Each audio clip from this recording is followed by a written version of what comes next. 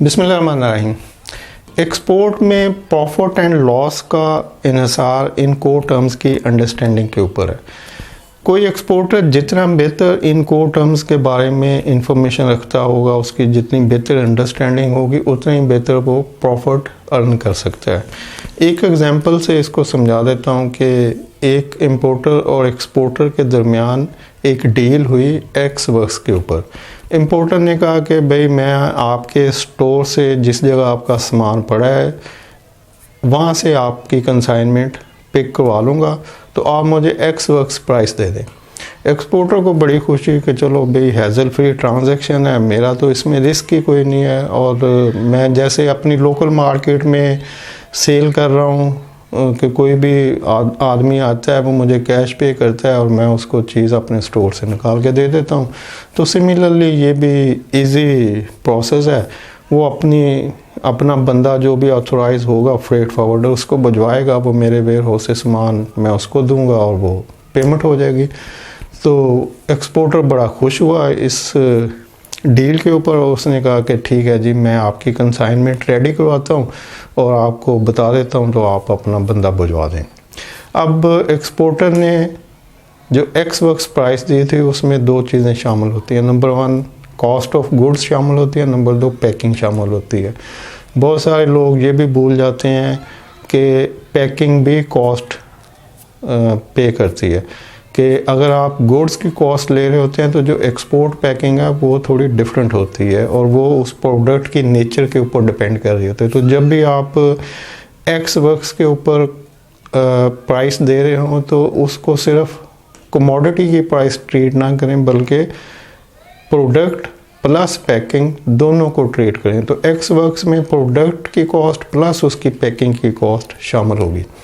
तो बहरहाल इतनी उस एक्सपोर्टर को समझ थी कि जी चूँकि ये एक्सपोर्ट होनी है तो ये मेरी प्रोडक्ट की कॉस्ट है और इतनी पैकिंग की कॉस्ट आएगी, और उसने वो सारा रेडी करवा के इंपोर्टर को इन्फॉर्म कर दिया, ईमेल कर दी कि भाई आप अपना फ्रेट फॉरवर्डर जो भी नॉमिनेटेड है उसको अथॉरिटी लेटर दे के भिजवाओ, तो मैं कंसाइनमेंट उनको डिलीवर कर देता हूँ।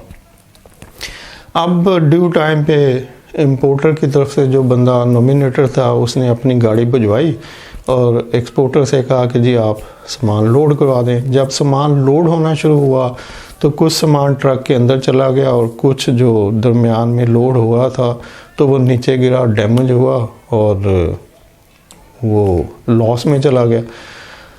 अब इंपोर्टर और एक्सपोर्टर के दरमियान फिर डिस्कशन शुरू हो गई कि भाई ये जो लॉस हुआ है ये तो मैंने एक्स वर्क्स देना था और मैंने एक्स वर्क्स आपके बंदे को दे दिया कि भाई लोड कर लो, तो जो लॉस हुआ है वो तो आपका लॉस हुआ है, क्योंकि मैंने तो कंसाइनमेंट जितना ऑर्डर था उतनी प्रिपेयर करके रखी हुई थी। मेरे पास एक्स्ट्रा सामान नहीं है कि मैं जो डैमेज हुआ है उसकी जगह पे कुछ और डाल दूँ। तो अब ये जो लॉस है ये आपका लॉस है। तो इंपोर्टर ने कहा नहीं भाई, ये तो जब तक डिलीवर उसके ऊपर ट्रक के ऊपर लोड नहीं हो जाता तो आपकी जिम्मेदारी है। आप सिर्फ गोदाम एक्स वर्क से मुराद ये नहीं है कि आपके गोदाम में जो चीज़ पड़ी है वो एक्स वर्क्स है। मेरी गाड़ी जो मैंने भिजवाई थी उसके अंदर जब तक लोड नहीं होगी तो ये आपकी ज़िम्मेदारी है।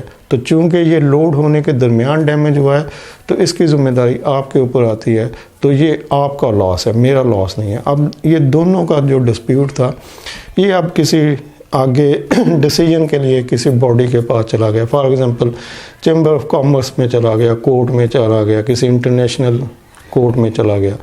तो वहाँ पे जो भी डिसीजन होना है वो ना तो इंपोर्टर की लॉजिक के ऊपर होना है ना एक्सपोर्टर के लॉजिक के ऊपर होना है। वहाँ डिसीजन होना है कि एक्स वर्क्स की जो टर्म है उसका क्या मतलब है, वो क्या डिफ़ाइन करती है, उसमें क्या रूल्स डिफ़ाइन किए गए हैं, तो और रिस्क कितना इन्वॉल्व है। रिस्क के मतलब भी बता दूं कि जहाँ पर इन कोर टर्म्स के अंदर नॉर्मली लोग समझ रहे होते हैं कि जी ये फ्रेट की टर्म्स हैं तो इसमें फ्रेट शामिल होता है, तो फ्रेट के अलावा इसमें इंश्योरेंस भी शामिल होती है, इसमें रिस्क भी इन्वॉल्व होता है। रिस्क के ऊपर कॉस्ट नहीं आती। जब आप फ्रेट पे करते हैं तो कुछ अमाउंट पे करते हैं, जब आप इंश्योरेंस परचेज करते हैं तो उसके ऊपर भी कुछ अमाउंट पे करते हैं। लेकिन रिस्क ऐसी चीज़ है जिसके ऊपर कुछ भी ना इंपोर्टर पे कर रहा होता है ना एक्सपोर्टर पे कर रहा होता है, लेकिन वो भी इन्वॉल्व होता है। और अगर उसकी अंडरस्टैंडिंग नहीं होती इंपोर्टर या एक्सपोर्टर को कि ये जो रिस्क इन्वॉल्व हो रहा है कंसाइनमेंट के रिलेटेड वो किसके एंड के ऊपर आना है, तो फिर लॉस उसी को होगा जिसकी अंडरस्टैंडिंग कम है। तो इसको अभी मैं यहाँ पे छोड़ता हूँ। तो वो लोग जो इंपोर्ट एक्सपोर्ट में इंटरेस्टेड हैं या इसमें लर्न करना चाहते हैं तो उनके लिए ये एक चैलेंज है कि भाई थोड़ी सी स्टडी करें, गूगल पे सर्च करें, और अगर आप जानते हैं तो कमेंट्स में लिखें कि ये जो लॉस हुआ है गाड़ी में लोडिंग के दरमियान वो क्या एक्सपोर्टर का लॉस है या इंपोर्टर का लॉस है। तो नेक्स्ट जो टर्म्स है उसके ऊपर जाएंगे और इसका जो डिसीजन है वो भी करेंगे। वीडियो देखने के लिए शुक्रिया। अल्लाह हाफिज़।